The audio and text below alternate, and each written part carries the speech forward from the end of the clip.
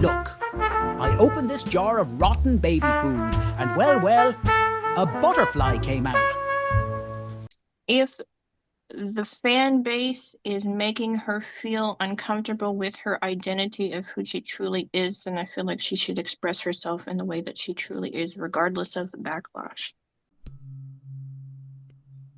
Welcome to the Comedians in Elevators podcast. I've got my guest, Adreanna Hamby. Adreanna, say hi, introduce yourself, and tell us a little bit about yourself.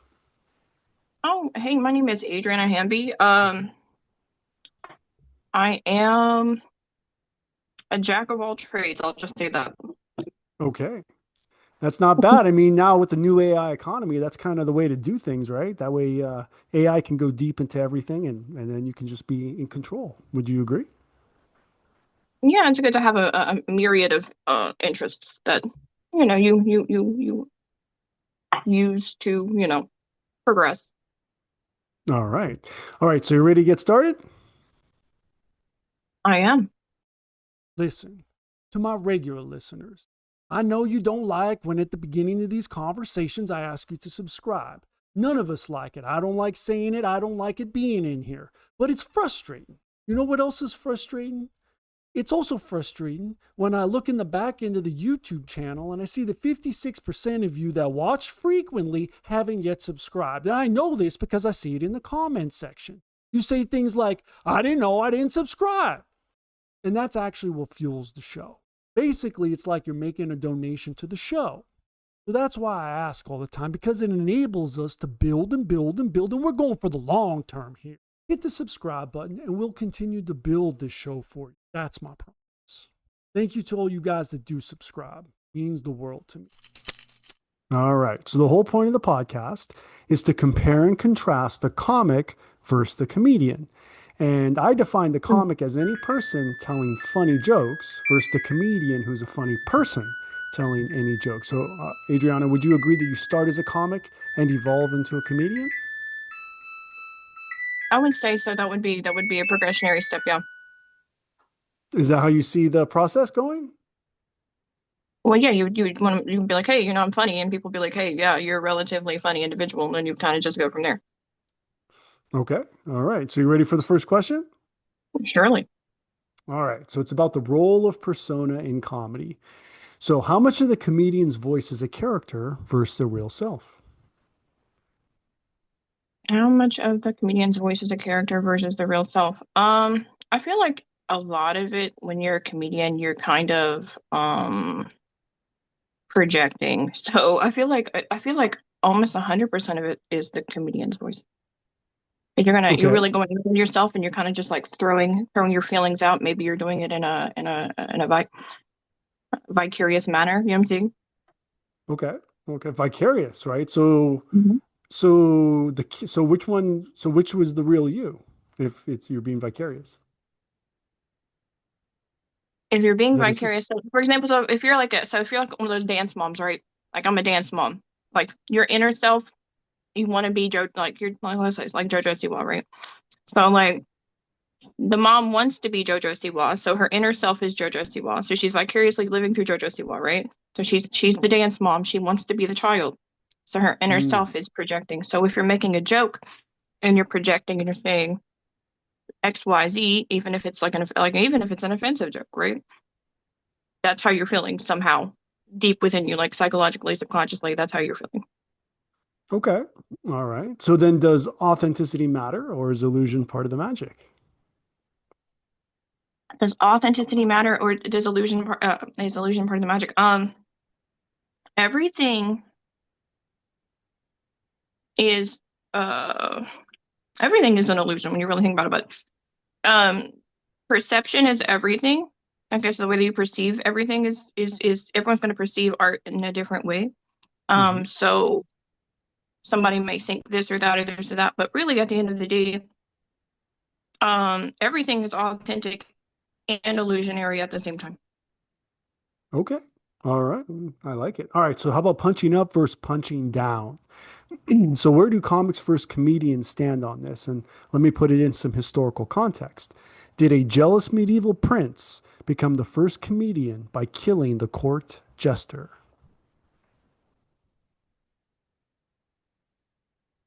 One more time on that question. I'm so sorry. Did a jealous medieval prince become the first comedian by killing the court jester?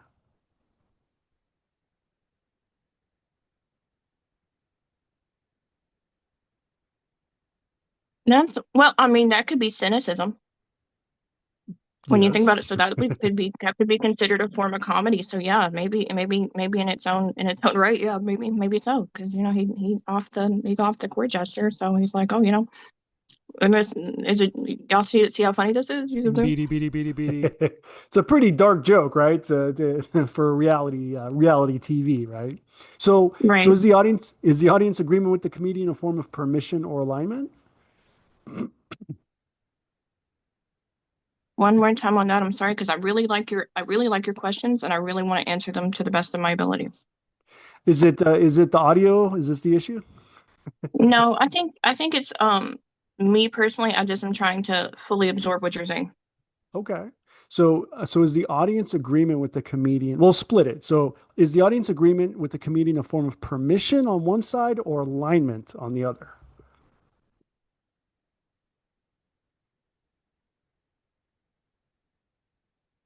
Okay, so obviously, if you're going to go see a comedian, unless you just like somebody just brings you there, you're going to align with how they feel to an extent. So there's going to be some uh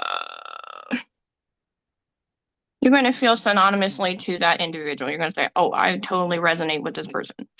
Or maybe not totally, but to an extent. So you're going to say, like, "Oh, I'm going to go see what's his name? What's the one that all the girls are really obsessed with? What's his name?" You know what I'm talking Yes, he does a lot of crowd work. about? I can't remember what his name is. Every time someone says that person without saying their name, immediately I'm not going to be able to remember it. No matter the fact I do know it and I just saw his special, which wasn't too bad. He had a magician on there. But my God, this is so bad. I don't know. Is this age? What's going on here? Why does that happen? Is this like I don't know, a but reverse? but all those girls are like, "Oh yeah," but then at the same time, like they're like, his jokes are kind of dark. You know what I'm saying? People resonate with it to an extent. People don't always say it, so they're vicariously living through the comedian because that comedian's saying things that they don't feel maybe necessarily comfortable to say themselves in public. Yeah, definitely. And if it's the same person we're referring to, he does a lot of crowd work, but when he does do crafted work, it is very dark. He goes very, very dark, very deep. And I'm like, whoa, Does he does that's, he gets dark in there? I'm like, whoa. Yeah, a couple it's, times, but then at the same time, you're allowing yourself to be exposed to it, so you're allowing yourself to absorb it, even if it's dark. So it is a right. part of the artistry. Yeah, so it's a form of art when you think about it. Yeah. All right. All right. So how about cultural translation of comedy? How do jokes that work in one country bomb in another? Oh, that one is pretty easy because of you just said it, the cultural background and basis and religion and you know uh, the political environment and structure. I'm saying, is this a patriarchal society? Is it not? You know what I'm saying? There's a lot. Yeah, so it's gonna bomb. It's gonna bomb because of you just answered your question with your question. I did. I'm curious, what current society is not patriarchal?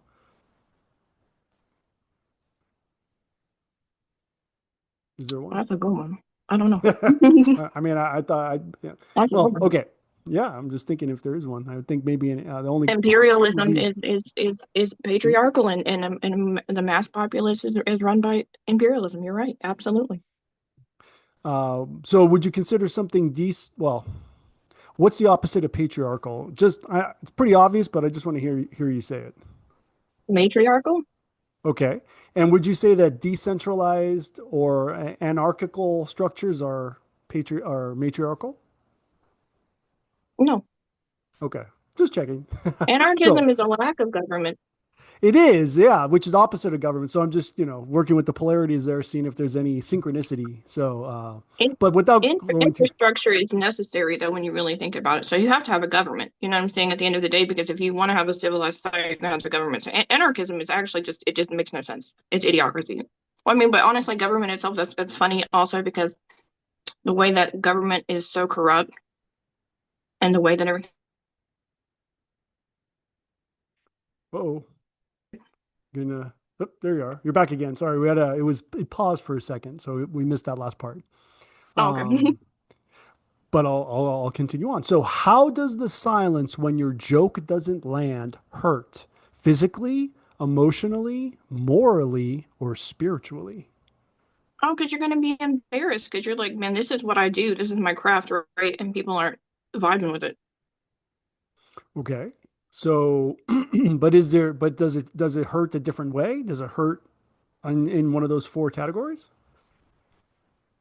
So when I put something out there that's a form of art, in my opinion, I'm not a comedian per se, but I'm saying when I put things out there and people are like, I don't like that, it makes you feel bad because that's sometimes it's an intimate part of yourself that you've exposed on an emotional level, and then there you are, and you kind of feel like rejected from the inside out.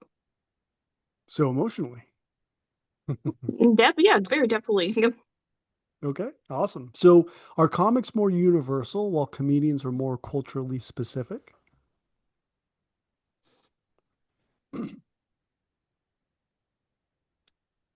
I think a good comedian who wants to be popular will stay topical and be culturally specific to the area that they're in because that's where the audience is going to resonate. That's how they're going to make the money, but not necessarily because there's some people who really go out the box. So it's really honestly what you can pull off and who you are authentically to yourself when All you right. expose When you expose it cut out, what are you exposing? that part of yourself, like what you like when you expose a joke or something. For example, mm, I wish I would have read on some comedians before I got out here. Some of the more controversial comedians don't care if it's topical. You know what I'm saying? Like sometimes they do still stay and resonate topically because they want to stay popular, but some of them they'll just say whatever. You know what I'm saying? Mhm. Okay. So then how about crowd work versus crafted work? Matt Rife. That was the person. That's the dude's name. Nice. And the reason why I remember that is because of the word riff. So if comics riff like influencers, which I would say Matt Rife is, a comic that's riffing, like influencers in the comments section, and comedians perform like in reaction videos, where's the sweet spot? Mm, okay. I'm thinking of the guy's name because I want to answer this question with this guy's name. Mm, give me 1 second. Okay. It's not it's not Matt Rife. It's not Matt Rife. Okay, so he's really So is he popular right now. He's really popular okay? right now, and he goes from city to city. He goes from Okay. city to city, and he interviews all these people. And he's got a YouTube channel. You know what I'm talking about? Okay. And he's got all these people. He's got like a record thing. Could have been records, but I can't remember his name. Music? He's a musician, singer, He's not or a musician. It's a comical. It's like a whole skit that he does. So he's like is he like he brings people in, and he like just interviews raw people from like Boston or something, hmm, on the and they're street, just like or you said he the brings them yeah, in? no, he brings them in. Let So me he's get like my in a studio. So he goes to like to different cities and opens up a temporary studio. he's so popular. Wait a second. Give me 1 second. Yeah, no problem. Absolutely. Yeah, it's interesting that I should know, and that's the whole point, kind of being topical. Like, what could it possibly be? Hopefully, he's in the sweet spot because what you're suggesting Drewski. is who? Oh, Drewski, you don't know who yet? no, no, you're freezing. Say it again. I said Drewski. Drewski. I don't. I'm gonna have You don't know to. who Drewski is? So anyway, so Drewski's really topical. Okay. And he takes the but he's also very controversial. So he just takes subject matters that people that make people uncomfortable and he kind of just like puts them out there. Hmm. And it's kind of funny. Okay. I'm gonna have to research it, and maybe that's the answer to this question, and I can reference it so everyone else that doesn't know either. So would you say Yeah. that that's the sweet spot between reaction videos and riffing? I think for him it is because he knows how to pull it off. I feel like if people could just and can pull it off in that way, then they're very extremely. You have big, very extremely talented. He's very performative as well. He's a good actor. But yeah, so it's a lot of performatism, and then um,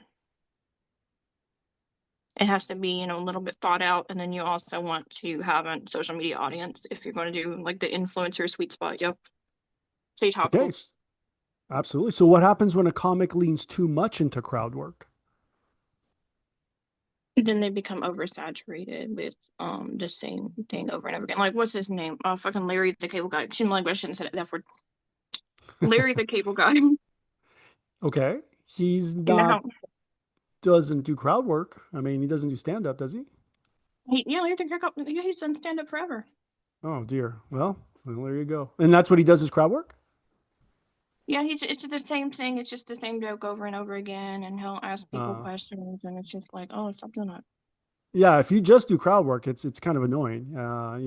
Mad Rife had that last special where he brought up a magician, and I don't know if you saw it, but I was like, that's like the most interesting crowd work that's not possibly not totally constructed and crafted. There's no way that guy just was able to go up there and be on a Netflix special as crowd work and pull off magic. So I don't know what kind of setup that is. So anyway, so what about when a comedian gets heckled? And when a comedian gets heckled, I think okay, so like if a comedian gets heckled, they should try to work with it if they can and Mhm. try to make it into a joke. But if you can't, like you just gotta kick them out. Like sometimes there's just a point where you just gotta kick that person out, and you can't really work with it. You know what I mean? If it's like Mm. abusive, it's to the point where it's no longer jovial. You can't make it work. You know what I'm saying? What about what about if the comedian is the heckler, like they're heckling perhaps another comedian that was on before? Would that be going too far? That really depends on the situation. But can they take the rebuttal of the situation? Because if you're gonna run your mouth, you gotta back it up. If somebody's gonna come That's back true. out there and can that other comedian come out there and total you? You know what I'm saying? Yeah. I agree with that. All right. So, very important question: advertising and self promotion. Who advertises themselves more, the comic, the comedian, or the magician?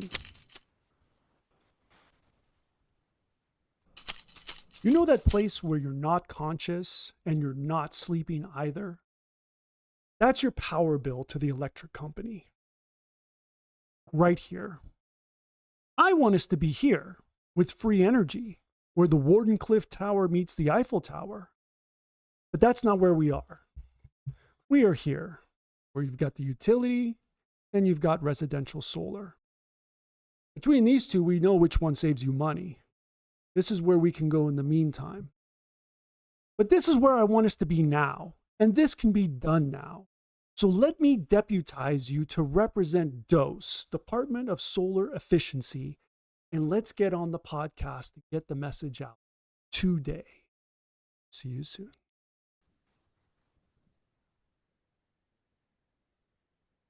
Hmm. I'd say the comedian Okay. So then, because because, oh, yes. because at the end of the day, comedians it's kind of all three of those things. You know what I'm saying? And then Mhm. at the same time, they do movies and enterprise. They want to social media. They want to go make their stand up. They do all those things. You know what I'm saying? So they're more of the entrepreneur out of three. All right. Okay, so censorship and offense. So does a comic avoid offense while a comedian courts it to prove a point, like a magician?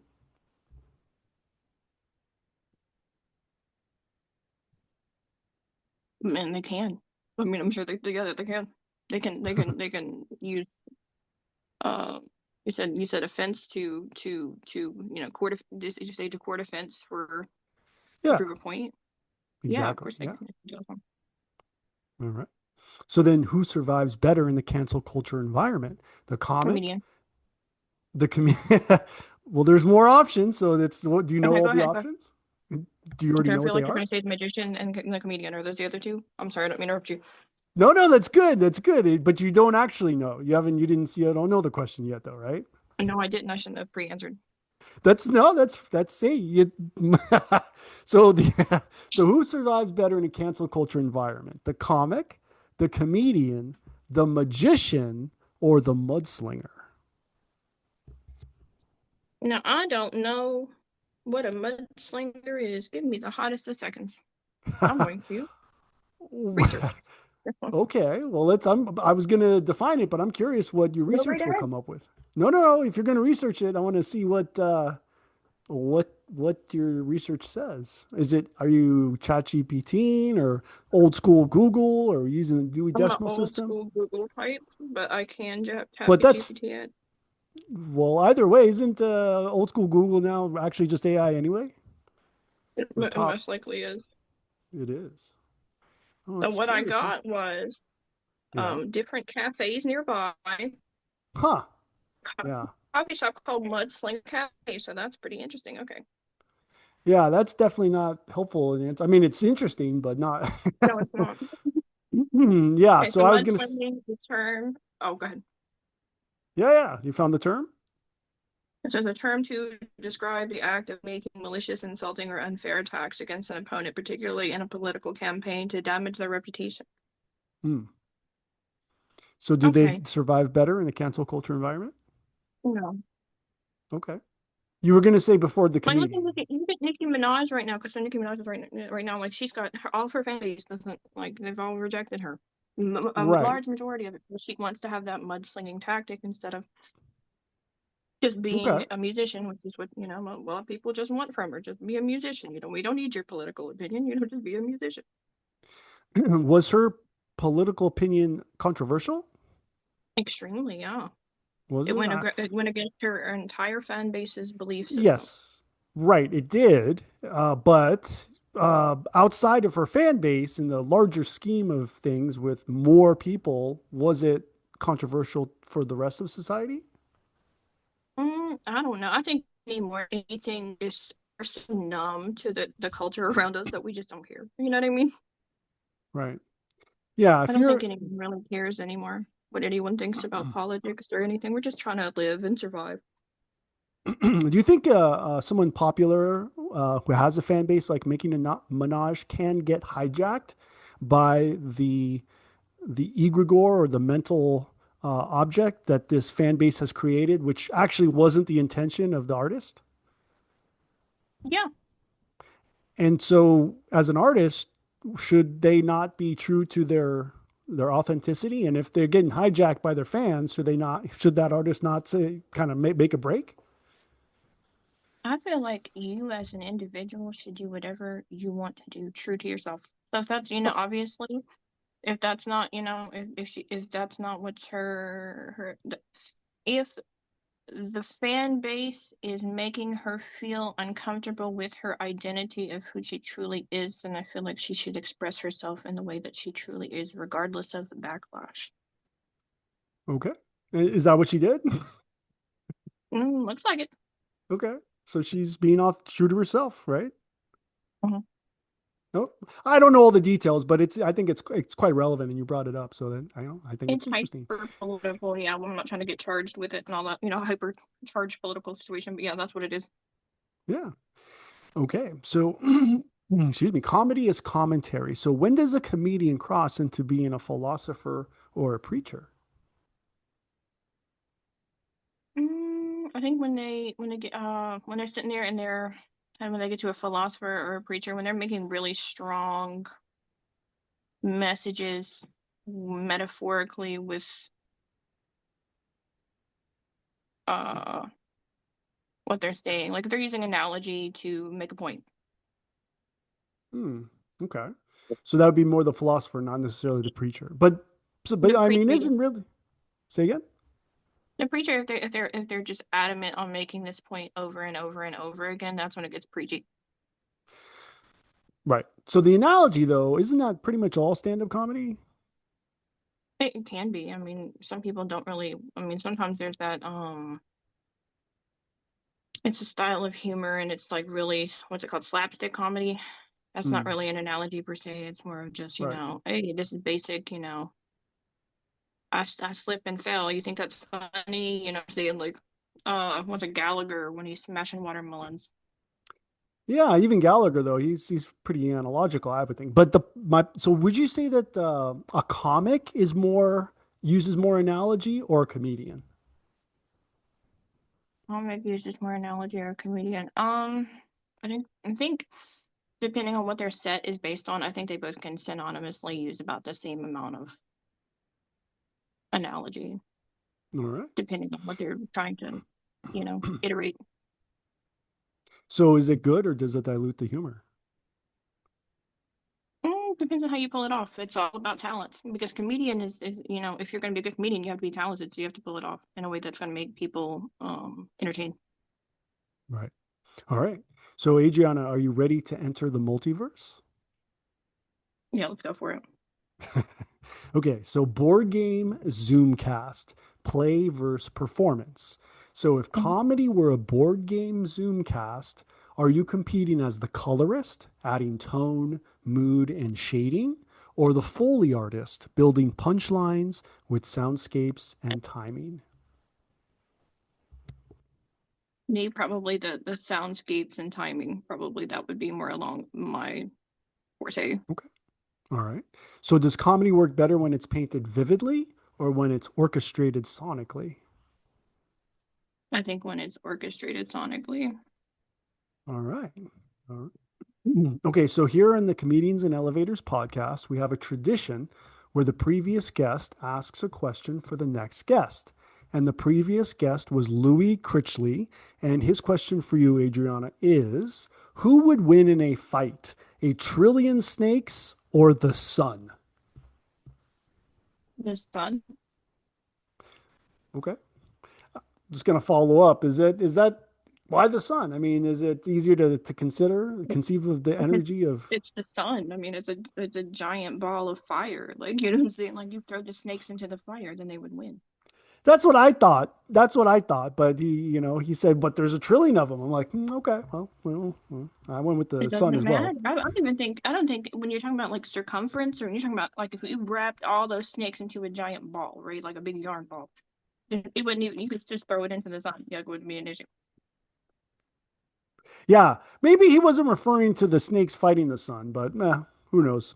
Um, well, Who would I win? That's a guess fight, right? Are they debating? I don't know. That's it. That was his question. Okay, last question. Legacy. Who gets remembered? Will the comics Tight Five survive time, or will the comedian's cultural point of view be more timeless?